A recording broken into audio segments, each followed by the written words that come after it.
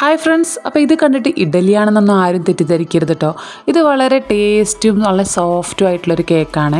വളരെ സിമ്പിളാണ് ഇതിൻ്റെ റെസിപ്പി. അപ്പോൾ ഇതെങ്ങനെ ഉണ്ടാക്കണമെന്ന് നോക്കിയാലോ. ഒരു ബൗളിലെടുത്തിട്ട് അതിലേക്ക് ഞാൻ 1 കപ്പ് റവയാണ് ഇട്ട് കൊടുക്കുന്നത്. നിങ്ങൾ ഏത് പാത്രമാണോ എടുക്കുന്നത് അതന്നെ എല്ലാ സാധനവും എടുക്കാൻ വേണ്ടിയിട്ടുള്ള പാത്രമാക്കണം കേട്ടോ. അപ്പോൾ എന്താ ഈ 1 കപ്പാണ് ഞാനിവിടെ മെഷറിങ് ആയിട്ട് എടുത്തത്. ഇതിലേക്ക് 2 കോഴിമുട്ട പൊട്ടിച്ചു കൊടുക്കാം. പിന്നെ 1/2 കപ്പ് റൂം ടെമ്പറേച്ചറിലുള്ള പാലും. അപ്പോൾ ഞാൻ പറഞ്ഞല്ലോ ഈ കപ്പാണ് ഞാൻ യൂസ് ചെയ്യുന്നത്, അതുകൊണ്ടാണ് എല്ലാ സാധനവും ഇതിൽ തന്നെ മെഷർ ചെയ്തെടുക്കണം കേട്ടോ. ഇനി ഒരു 1/2 സ്പൂണ് വാനില എസൻസും. വാനില എസൻസ് കയ്യിലില്ലാത്തവർ ഏലക്കായൻ്റെ കുരുവൊക്കെ പൊടിച്ചിട്ടാൽ മതി.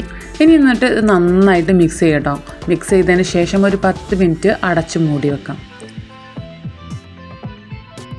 10 മിനിറ്റ് കഴിഞ്ഞതിന് ശേഷം ഈ ബാറ്റർ എടുത്ത് മിക്സിൻ്റെ ജാറിലേക്ക് ഇട്ടിട്ട് നമ്മൾ നേരത്തെ എടുത്ത കപ്പുണ്ടല്ലോ ആ കപ്പിന് പകുതി അളവിൽ പഞ്ചസാര ഇട്ട് കൊടുക്കുക. പിന്നെ വലിയൊരു സ്പൂണിന് 2 സ്പൂണ് സൺഫ്ലവർ ഓയിലും ഒഴിച്ചു കൊടുക്കുക.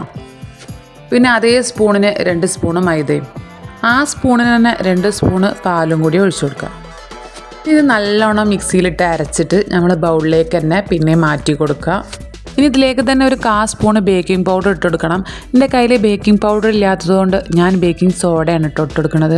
അപ്പോൾ അതൊന്ന് ആക്ടിവേറ്റ് ആവാൻ വേണ്ടിയിട്ട് അതിൻ്റെ മേലേക്ക് തന്നെ ഒരു ഇത്തിരി വിനാഗിരിയും കൂടി ഒഴിച്ചു കൊടുക്കുന്നുണ്ട്. ഇനി ഇത് നല്ലോണം മിക്സ് ചെയ്യുക കേട്ടോ. നല്ലോണം ഫൈനായിട്ട് എല്ലായിടത്തും എത്തണം. നല്ലോണം മിക്സ് ചെയ്യുക. ഇനി അതിലേക്ക് ഞാൻ കുറച്ച് ഡ്യൂട്ടി ഫ്രൂട്ടിയാണ് ഇട്ട് കൊടുക്കുന്നത്. ഇനി നട്ട്സോ എന്തെങ്കിലും നിങ്ങളെ കയ്യിൽ എന്താ ഉള്ളത് വെച്ചാലും ഇട്ട് കൊടുക്കുക. ഞാൻ ഇവിടെ കുറച്ച് കളർഫുൾ ആയിക്കോട്ടെ എന്ന് കരുതിയിട്ടാണ് ഇങ്ങനെ ചെയ്യുന്നത്. ഈ സാധാരണ ഇഡ്ലീൻ്റെ ബാറ്ററൊക്കെ നമ്മൾ കുക്ക് ചെയ്തെടുക്കണ പോലെ തന്നെ ഞാൻ ഇഡ്ലി തട്ടിൽ എണ്ണയൊക്കെ തൂവി കൊടുത്തിട്ടുണ്ട്. ഇനി ഈ ബാറ്റർ നമ്മൾ കുറച്ചങ്ങനെ ഒഴിച്ചു കൊടുക്കുക.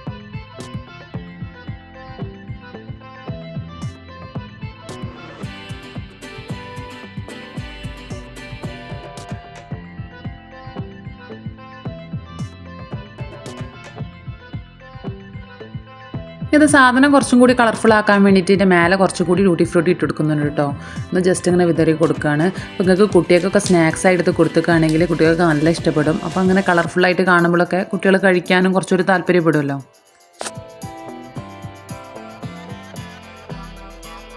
ഇനി ഒരു 5 മിനിറ്റ് നമ്മളിത് അടച്ചു വെച്ചിട്ട് ആവി കയറ്റി വേവിച്ചെടുക്കുക. അപ്പോൾ ഇതാ കുക്ക് ചെയ്ത് കഴിഞ്ഞ് തുറന്ന് നോക്കുമ്പോൾ എന്താ നല്ല ഉഷാറായിട്ടുണ്ട്. ഇഡ്ലീൻ്റെ മേലെ നിൽക്കണ പോലെ നീരാവിയൊന്നും ഇതിൻ്റെ മേലെ വന്ന് നിന്നിട്ടില്ല കേട്ടോ. അതുകൊണ്ടാണ് നമ്മൾ കുറേ നേരം നമ്മൾ കുക്ക് ചെയ്യരുത്. ഒരുപാട് നേരം ആ നീരാവിയിൽ കിടക്കുമ്പം ഇത് പൊങ്ങിയിട്ട് പിന്നെയും താഴ്ന്നു തന്നെ പോകാനൊക്കെ സാധ്യത ഉണ്ട്. അപ്പോൾ അതുകൊണ്ട് ഒരുപാട് നേരം വെക്കരുത്. ഒരു 5 മിനിറ്റ് തന്നെ വെച്ചാൽ മതിയാവും. അപ്പോൾ അത് നമ്മളെ സാധനം റെഡി ആയിട്ടുണ്ട് കേട്ടോ. അപ്പോൾ ഇതിനെന്താ പേരിടാന്ന് ഇനി എനിക്ക് ആലോചിച്ചിട്ട് കിട്ടില്ല. നല്ല പേരുണ്ടെങ്കിൽ നിങ്ങൾ തന്നെ ഒന്ന് കമൻറ്റ് ചെയ്ത് തരും കേട്ടോ. അപ്പോൾ അത് നല്ല ടേസ്റ്റ് ആൻഡ് സോഫ്റ്റി ആയിട്ടുള്ള കേക്ക് ഇവിടെ റെഡി ആയിട്ടുണ്ട്.